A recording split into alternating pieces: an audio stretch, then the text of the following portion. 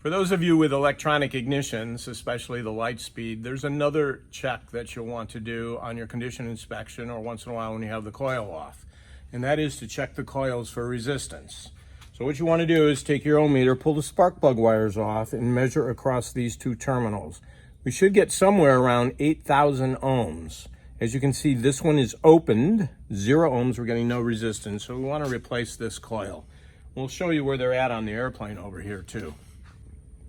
So typically on the 4-cylinder and even the 6-cylinder engines, the coils for the light speed ignition are put right here on top of the engine where it's cold air. In this case, they're behind in the hot air environment. This aircraft has dual electronic ignition, so you've got one coil for 2 cylinders.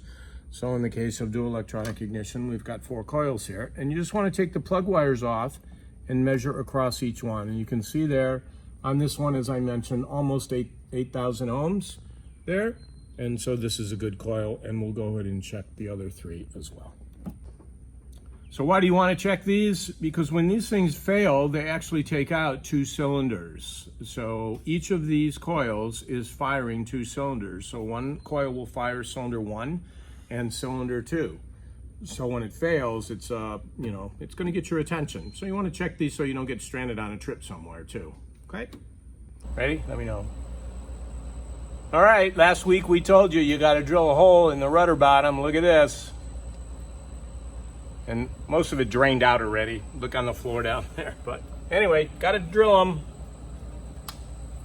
So here's one that we know many of you aren't aware of because we see these failures all too often. So for those of you who have standby alternators on your aircraft or vacuum pumps, yes, we know some of you still have vacuum pumps, there is a drive coupling, it's called a shear coupling, that sits between the vacuum pump and the standby alternator. These things have a 500-hour, or I think it's a 5-year lifespan on them too, and we're not seeing them replaced. What happens when they fail, you can zoom in on that, they actually shear like this.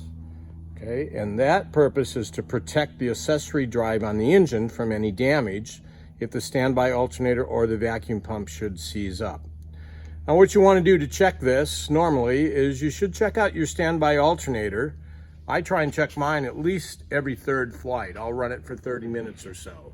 So you can either fail your main alternator, for those of you who have it wired automatically, or for those of you who have a switch, just turn off your main alternator and let the standby alternator run for 30 minutes or so. And check that every 3rd flight.